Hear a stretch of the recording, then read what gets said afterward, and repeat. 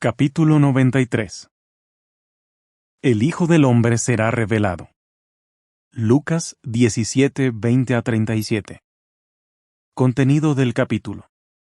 El reino de Dios está en medio de ellos. ¿Qué ocurrirá cuando Jesús sea revelado?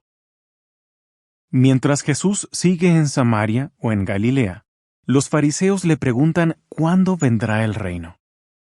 Ellos creen que su llegada será espectacular y ostentosa. Pero Jesús les responde: el reino de Dios no viene de manera que se puede observar claramente. Tampoco dirá la gente: miren, está aquí o está allá. Porque, fíjense, el reino de Dios está en medio de ustedes. Lucas 17, 20 y 21. Tal vez algunos hayan entendido que Jesús está diciendo que el reino es algo que los siervos de Dios llevan en el corazón. Sin embargo, eso no es posible, pues Jesús está hablando con los fariseos, y es evidente que el reino no está en su corazón. Pero sí está en medio de ellos porque Jesús, el que ha sido escogido para ser Rey del reino de Dios, está allí mismo entre ellos. Cuando los fariseos probablemente ya se han ido, Jesús les da a sus discípulos más información sobre la venida del reino. En primer lugar, les advierte con relación a su presencia como Rey. Llegará el tiempo en que desearán ver uno de los días del Hijo del Hombre, pero no lo verán. Lucas 17, 22. Con estas palabras, Jesús les indica que el reinado del Hijo del Hombre tendrá lugar en el futuro. Puede que algunos discípulos estén impacientes por saber cuándo empezará ese periodo, pero tendrán que seguir esperando hasta que llegue el día que Dios ha fijado para la venida del Hijo del Hombre. Luego, Jesús añade: la gente les dirá: miren, está allá, o miren, está aquí. No salgan ni corran detrás de ellos. Porque así como el relámpago resplandece desde una parte del cielo hasta la otra, así será el Hijo del Hombre en su día. Lucas 17, 23 y 24. ¿Qué ayudará a sus discípulos a no seguir a falsos mesías? Jesús les dice que la llegada del Mesías como Rey será como un relámpago, que puede verse en una zona muy extensa.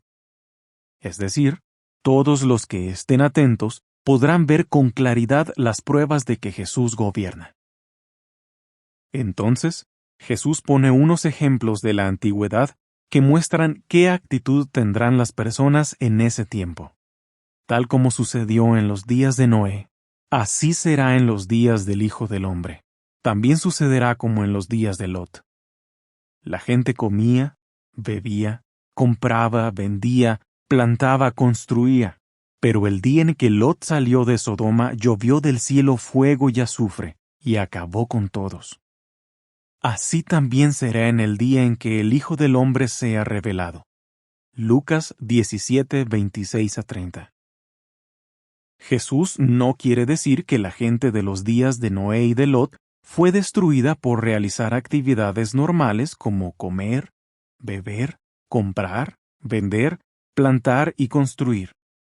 De hecho, Noé, Lot y sus familias también hicieron algunas de estas cosas. Pero los demás se dedicaron a esas actividades sin prestar atención a la voluntad de Dios y sin tener en cuenta el tiempo en el que vivían. Así que Jesús les está advirtiendo a sus discípulos que aprendan cuál es la voluntad de Jehová y se esfuercen por cumplirla. En realidad, les indica lo que tienen que hacer para salvarse cuando Dios destruya a los malvados. Los discípulos de Jesús deberán hacer lo posible por no distraerse con las cosas del mundo. Jesús les dice: en ese día, el que esté en la azotea pero tenga sus cosas dentro de la casa, que no baje a recogerlas. Igualmente, el que esté en el campo, que no vuelva a las cosas que dejó atrás. Acuérdense de la esposa de Lot. Lucas 17, 31 y 32. Como sabemos, ella se convirtió en una estatua de sal. Jesús sigue explicando lo que pasará cuando gobierne el Hijo del Hombre. Esa noche habrá 2 personas en una cama. Una será llevada, pero la otra será abandonada. Lucas 17:34.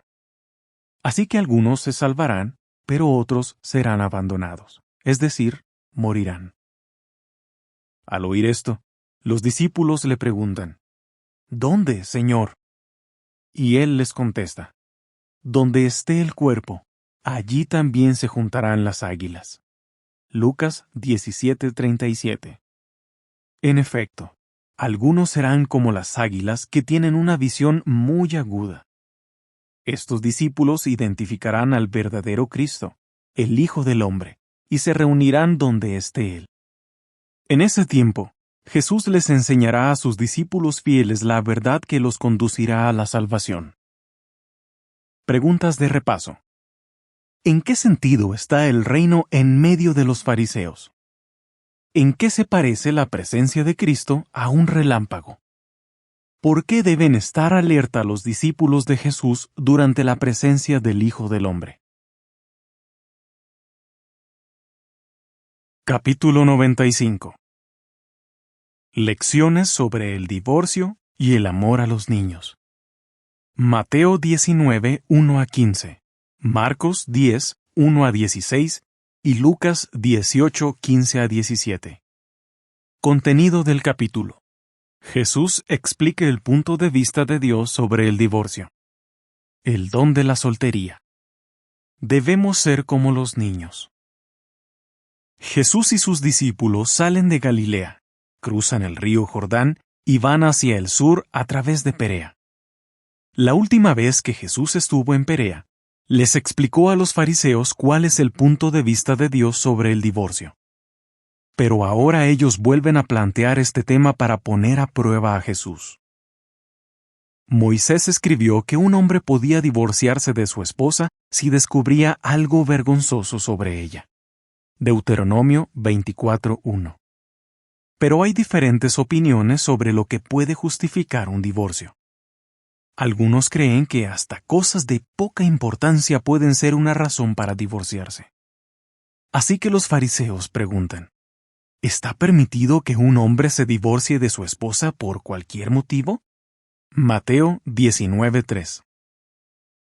En vez de basarse en opiniones humanas, Jesús les responde de manera extraordinaria. Les explica el propósito de Dios para el matrimonio. ¿No leyeron que el que los creó en el principio los hizo hombre y mujer y dijo, por esa razón, el hombre dejará a su padre y a su madre, se unirá a su esposa, y los dos serán una sola carne? Así que ya no son dos, sino una sola carne. Por lo tanto, lo que Dios ha unido, que no lo separe ningún hombre. Mateo 19, 4 a 6. De modo que, cuando Dios unió a Adán y Eva en matrimonio, dejó claro que esa unión no debía romperse. Ahora bien, los fariseos no están de acuerdo y le preguntan, entonces, ¿por qué ordenó Moisés que el hombre le diera un certificado de divorcio a su esposa para despedirla? Mateo 19, 7. Jesús les contesta, Moisés les hizo la concesión de que se divorciaran de sus esposas por la terquedad de ustedes. Pero al principio eso no era así. Mateo 19:8. Ese principio no tuvo lugar en el tiempo de Moisés, sino cuando Dios dio origen al matrimonio, en Edén. A continuación, Jesús menciona una verdad importante. Yo les digo que todo el que se divorcie de su esposa, a menos que sea por inmoralidad sexual, en griego porneia, y se case con otra, comete adulterio. Mateo 19:9. Por lo tanto, la única base bíblica para divorciarse es la inmoralidad sexual. Los discípulos se sienten impulsados a decir, si esta es la situación del hombre con su esposa, es mejor no casarse. Mateo 19:10. Obviamente, si alguien está pensando en casarse, debe ver el matrimonio como una unión permanente. Después, Jesús habla de la soltería y explica que algunos nacen eunucos, es decir, no pueden tener relaciones sexuales. A otros los hacen eunucos y pierden la capacidad de tener relaciones. Y algunos contienen sus deseos sexuales para servir a Dios más plenamente. Entonces, Jesús dice, quien pueda cumplir con esto, la soltería, que lo haga. Mateo 19:12. En ese momento, la gente lleva a sus hijos a donde está Jesús. Sin embargo, los discípulos la regañan, probablemente porque no quieren que lo molesten. Al verlo, Jesús se indigna y les dice, «Dejen que los niños se acerquen a mí. No traten de impedírselo, porque el reino de Dios es de los que son como ellos. Les aseguro que el que no acepte el reino de Dios como un niño, jamás entrará en él». Marcos 10, 14 y 15. ¡Qué excelente lección! Para recibir las bendiciones del reino de Dios, debemos ser humildes y estar dispuestos a aprender, igual que los niños. A continuación, Jesús toma en sus brazos a los niños y los bendice, demostrando así el amor que siente por ellos. De hecho, esto es lo que Él siente por todos los que son como los niños y aceptan el reino de Dios. Preguntas de repaso. ¿Cómo ponen a prueba a Jesús los fariseos al preguntarle sobre el divorcio? Según explica Jesús, ¿cuál es el punto de vista de Dios sobre el divorcio? ¿Por qué deciden no casarse algunos discípulos? ¿Qué lección enseña Jesús con su manera de tratar a los niños?